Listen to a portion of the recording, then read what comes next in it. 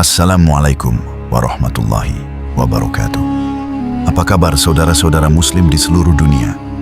Semoga Allah Subhanahu wa Ta'ala senantiasa memberikan keberkahan bagi kita semua. Kali ini saya akan membahas tentang kisah Nabi Adam alaihi salam. Setelah Allah Subhanahu wa Ta'ala menciptakan bumi dengan gunung-gunungnya, laut-lautannya dan tumbuh-tumbuhannya, menciptakan langit dengan mataharinya, bulan dan bintang-bintangnya yang bergemerlapan, menciptakan malaikat-malaikatnya ialah sejenis makhluk halus yang diciptakan untuk beribadah, menjadi perantara antara Zat yang Maha Kuasa dengan hamba-hamba terutama para rasul dan nabi. Maka tibalah kehendak Allah Subhanahu wa Ta'ala untuk menciptakan sejenis makhluk lain yang akan menghuni dan mengisi bumi, memeliharanya dan menikmati tumbuh-tumbuhannya, mengelola kekayaan yang terpendam di dalamnya, dan berkembang biak turun-temurun, waris-mewarisi sepanjang masa yang telah ditakdirkan baginya. Kekhawatiran para malaikat. Para malaikat ketika diberitahukan oleh Allah Subhanahu wa Ta'ala akan kehendaknya menciptakan makhluk lain itu, mereka khawatir kalau kehendak Allah menciptakan makhluk yang lain itu disebabkan kecuaian atau kelalaian mereka dalam ibadah dan menjalankan tugas atau karena pelanggaran yang mereka lakukan tanpa disadari. Berkata mereka kepada Allah Subhanahu wa Ta'ala, "Wahai Tuhan kami, buat apa Tuhan menciptakan makhluk lain selain kami? Padahal kami selalu bertasbih, bertahmid, melakukan ibadah dan mengagungkan nama-Mu tanpa henti-hentinya. Sedang makhluk yang Tuhan akan ciptakan dan turunkan ke bumi itu nescaya akan bertengkar satu dengan lain, akan saling bunuh-membunuh, berebutan menguasai kekayaan alam yang terlihat di atasnya dan terpendam di dalamnya, sehingga akan terjadilah kerusakan dan kehancuran di atas bumi yang Tuhan ciptakan itu." Allah berfirman, menghilangkan kekhawatiran para malaikat itu. "Aku mengetahui apa yang kamu tidak ketahui, dan aku sendirilah yang mengetahui hikmat penguasaan Bani Adam atas bumiku. Bila aku telah menciptakannya dan meniupkan roh kepadanya, bersujudlah kamu di hadapan makhluk baru itu sebagai penghormatan dan bukan sebagai sujud ibadah, karena Allah Subhanahu wa Ta'ala melarang hambanya beribadah kepada sesama makhluknya." Kemudian diciptakanlah Adam oleh Allah Subhanahu wa Ta'ala dari segumpal tanah liat, kering dan lumpur hitam yang berbentuk. Setelah disempurnakan bentuknya, ditiupkanlah roh ciptaan Tuhan ke dalamnya, dan berdirilah ia tegak menjadi manusia yang sempurna. Iblis membangkang. Iblis membangkang dan enggan mematuhi perintah Allah, seperti para malaikat yang lain yang segera bersujud di hadapan Adam sebagai penghormatan bagi makhluk Allah yang akan diberi amanat menguasai bumi dengan segala apa yang hidup dan tumbuh di atasnya, serta yang terpendam di dalamnya. Iblis merasa dirinya lebih mulia, lebih utama dan lebih agung dari Adam, karena ia diciptakan dari unsur api, sedang Adam dari tanah dan lumpur. Kebanggaannya dengan asal-usulnya menjadikan ia sombong dan merasa rendah untuk bersujud menghormati Adam seperti para malaikat yang lain, walaupun diperintah oleh Allah. Tuhan bertanya kepada iblis, "Apakah yang mencegahmu sujud menghormati sesuatu yang telah aku ciptakan dengan tanganku?" Iblis menjawab, "Aku adalah lebih mulia dan lebih unggul dari dia. Engkau ciptakan aku dari api dan menciptakannya dari lumpur." Karena kesombongan, kecongkakan dan pembangkangannya melakukan sujud yang diperintahkan, maka Allah menghukum iblis dengan mengusir dari surga dan mengeluarkannya dari barisan malaikat dengan disertai kutukan dan laknat yang akan melekat pada dirinya hingga hari kiamat. Di samping itu, ia dinyatakan sebagai penghuni neraka. Iblis dengan sombongnya menerima dengan baik hukuman Tuhan itu, dan ia hanya mohon agar kepadanya diberi kesempatan untuk hidup kekal hingga hari kebangkitan kembali di hari kiamat. Allah meluluskan permohonannya dan ditangguhkanlah ia sampai hari kebangkitan, tidak kasih dan bersyukur atas pemberian jaminan itu. Bahkan sebaliknya, ia mengancam akan menyesatkan Adam sebagai sebab terusirnya dia dari surga dan dikeluarkannya dari barisan malaikat, dan akan mendatangi anak-anak keturunannya dari segala sudut untuk memujuk mereka meninggalkan jalan yang lurus, dan bersamanya menempuh jalan yang sesat, mengajak mereka melakukan maksiat dan hal-hal yang terlarang, menggoda mereka supaya melalaikan perintah-perintah agama, dan mempengaruhi mereka agar tidak bersyukur dan beramal soleh. Kemudian Allah berfirman kepada iblis yang terkutuk itu, "Pergilah engkau bersama pengikut-pengikutmu yang semuanya akan menjadi isi neraka jahanam dan bahan bakar neraka. Engkau tidak akan berdaya menyesatkan hamba-hambaku yang telah beriman kepadaku dengan sepenuh hatinya dan memiliki akidah yang mantap yang tidak akan tergoyah oleh rayuanmu, walaupun engkau menggunakan segala kepandaianmu menghasut dan memfitnah." Pengetahuan Adam tentang nama-nama benda. Allah hendak menghilangkan anggapan rendah para malaikat terhadap Adam dan meyakinkan mereka akan kebenaran hikmatnya menunjuk Adam sebagai penguasa bumi. Maka diajarkanlah kepada Adam nama-nama benda yang berada di alam semesta, kemudian diperagakanlah benda-benda itu di depan para malaikat seraya. "Cobalah sebutkan bagiku nama benda-benda itu, jika kamu benar merasa lebih mengetahui dan lebih mengerti dari Adam." Para malaikat tidak berdaya memenuhi tentangan Allah untuk menyebut nama-nama benda yang berada di depan mereka.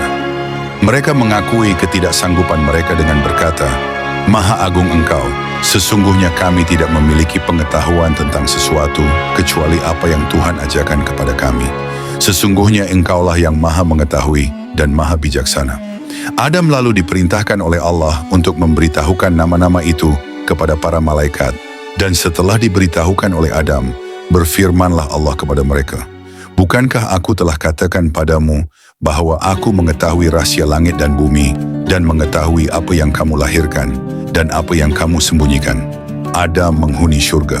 Adam diberi tempat oleh Allah di surga, dan baginya diciptakanlah Hawa untuk mendampinginya dan menjadi teman hidupnya, menghilangkan rasa kesepiannya dan melengkapi keperluan fitrahnya untuk mengembangkan keturunan. Menurut cerita para ulama, Hawa diciptakan oleh Allah dari salah satu tulang rusuk Adam yang di sebelah kiri di waktu ia masih tidur, sehingga ketika ia terjaga, ia melihat Hawa sudah berada di sampingnya. Dia ditanya oleh malaikat, "Wahai Adam, apa dan siapakah makhluk yang berada di sampingmu itu?" Berkatalah Adam, "Seorang perempuan, sesuai dengan fitrah yang telah diilhamkan oleh Allah kepadanya." "Siapa namanya?" tanya malaikat lagi. "Hawa," jawab Adam. "Untuk apa Tuhan menciptakan makhluk ini?" tanya malaikat lagi. Adam menjawab, "Untuk mendampingiku, memberi kebahagiaan bagiku, dan mengisi keperluan hidupku sesuai dengan kehendak Allah." Allah berpesan kepada Adam, "Tinggallah engkau bersama istrimu di surga, rasakanlah kenikmatan yang berlimpah-limpah di dalamnya. Rasailah dan makanlah buah-buahan yang lazat yang terdapat di dalamnya sepuas hatimu dan sekehendak nasfumu. Kamu tidak akan mengalami atau merasa lapar, dahaga ataupun letih selama kamu berada di dalamnya. Akan tetapi aku ingatkan, janganlah makan buah dari pohon ini yang akan menyebabkan kamu celaka dan termasuk orang-orang yang zalim. Ketahuilah bahwa iblis itu adalah musuhmu dan musuh istrimu. Ia akan berusaha membujuk kamu dan menyeret kamu keluar dari surga, sehingga hilanglah kebahagiaan yang kamu sedang nikmat ini." Iblis mulai beraksi sesuai dengan ancaman yang diucapkan ketika diusir oleh Allah dari surga akibat pembangkangannya, dan terdorong pula oleh rasa iri hati dan dengki terhadap Adam yang menjadi sebab sampai ia terkutuk dan terlaknat selama-lamanya, tersingkir dari singgasana kebesarannya. Iblis mulai menunjukkan rancangan penyesatannya kepada Adam dan Hawa yang sedang hidup berdua di surga yang tentram, damai dan bahagia. Ia menyatakan kepada mereka bahwa ia adalah kawan mereka dan ingin memberi nasihat dan petunjuk untuk kebaikan dan mengekalkan kebahagiaan mereka. Segala cara dan kata-kata halus digunakan oleh iblis untuk mendapatkan kepercayaan Adam dan Hawa bahwa ia betul-betul jujur dalam nasihat dan petunjuknya kepada mereka. Ia membisikkan kepada mereka bahwa larangan Tuhan kepada mereka memakan buah-buah yang ditunjuk itu adalah karena dengan memakan buah itu mereka akan menjelma menjadi malaikat dan akan hidup kekal. Diulang-ulangilah bujukannya dengan menunjukkan akan harumnya, bau pohon yang dilarang indah, bentuk buahnya dan lazat rasanya. Sehingga pada akhirnya termakanlah bujukan yang halus itu oleh Adam dan Hawa, dan dilanggarlah larangan Tuhan. Allah mencela perbuatan mereka itu dan berfirman yang bermaksud, "Tidakkah aku mencegah kamu mendekati pohon itu dan memakan dari buahnya?